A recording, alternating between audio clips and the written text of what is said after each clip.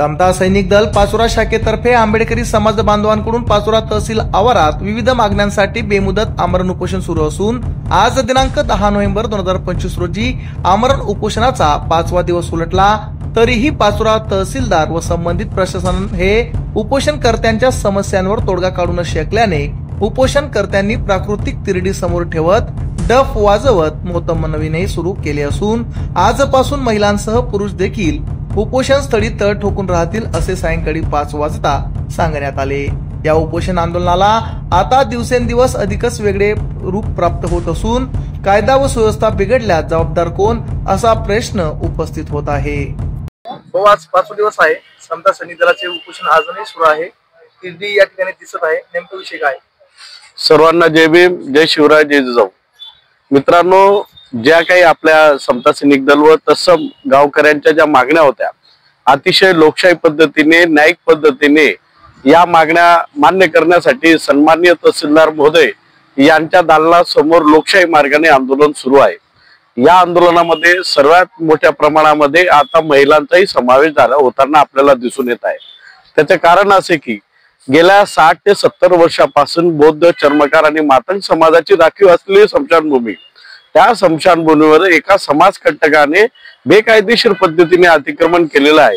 जर याच्या कदाचित आज जर आमच्या परिवारामध्ये किंवा समाजामध्ये कुठली अनुचित प्रकार घडला तर त्याला दफनविधी करण्यासाठी किंवा अंतविधी करण्यासाठी आमच्याकडे कुठली पर्याय व्यवस्था नाही। म्हणून आमची जी हक्काची जमीन आहे ती आम्हाला परत मिळावी या प्रमुख मागणीसाठी आम्ही गेल्या 5 दिवसापासून समता सैनिक दल व इतर तत्सम कार्यकर्त्यांच्या माध्यमातून आमरण उपोषण या ठिकाणी छेडलेलं आहे।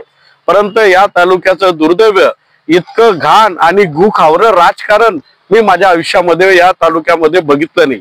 त्याचं कारण असं आहे की त्या व्यक्तीचं कुठल्याही पद्धतीचं डॉक्युमेंटेशन नाही, गावठाण जमीन आहे, शासन मालक आहे, तरी सुद्धा या तालुक्याचं प्रशासन त्या व्यक्तीला म्हणू सुद्धा शकत नाही की तुझं अतिक्रमण आहे, तू तत्काळ काढ। 5 दिवसापासून या तालुक्याचा गोरगरीब वंचित समाज, आंबेडकरी समाज एवढ्या थंडी वाऱ्यामध्ये आंदोलन करतोय, उपोषण करतोय। इतकं लाजिरवाणी पद्धत या तालुक्यामध्ये राजकीय लोकांनी घडवून आणलेली। खरं तर या तालुक्यामध्ये आजपर्यंत असा प्रकार घडलेला नव्हता, परंतु ज्या व्यक्तीच्या मृताशी सुद्धा तुम्ही राजकारण, घाण राजकारण करण्याची तुमची नीतिमत्ता असेल तर याच्यापेक्षा दुर्दैव या तालुक्याचं होऊ शकत नाही। आणि मला तर सन्माननीय तहसीलदारांबद्दल कीव येते की आपण लोकशाही मार्गाने लोकांच्या अभिवत्या खाली किंवा शासन निर्मित व्यक्ती आहात, आपल्याकडे लॉ अँड ऑर्डर सांभाळण्याची किंवा लॉ अँड ऑर्डर बाळगण्याची ताकद आहे, तरी सुद्धा आपण राजकीय दबावापोटी काम करत आहात असा आमचा आता संशय या दिवसेंदिवस वाढत चालत आहे। त्याचबरोबर पंचायत समिती, ग्रामपंचायत ही देखील या राजकीय षडयंत्राला बळी पडलेली आहे। आणि आम्ही हे ठामपणे सांगतो की या लोकांच्या हलगर्जीपणामुळे, जातीवादामुळे आज 5 दिवस हा आंबेडकरी समाज मोठ्या संख्येने न्यायिक मागणीसाठी रोडावर उतरलेला आहे। परंतु याच्यात घाबरण्यासारखं काहीच नाही। आज जर आम्ही 100-200च्या संख्येने इथे असोल, पण भविष्यात आता या ठिकाणी गर्दी मारणार नाही अशी व्यवस्था आता आम्ही या ठिकाणी निर्माण करणार आहे। आम्हाला कळालेलं आहे की निवड आमच्या जातीवाद होत आहे आणि जातीवादाला बळी पाडण्यासाठी या तालुक्याचं गुखावरं राजकारण जबाबदार आहे, जे राजकारण आमच्या मृत्यूच्या शयाला सुद्धा पाठबळ देत आहे। असं घाण आणि निर्लज्ज असलेलं राजकारण या तालुक्यामध्ये जोरात सुरू आहे। म्हणून मी सर्वांच्या वतीने आज या तालुक्याच्या गुखावऱ्या राजकारणाचा जाहीर निषेध करतो। 5 दिवस कोणी आला नाही का अजून आपल्याला भेटायला? आज शहरातील सर्व प्रशासकीय यंत्रणा आज भेट देऊन गेली।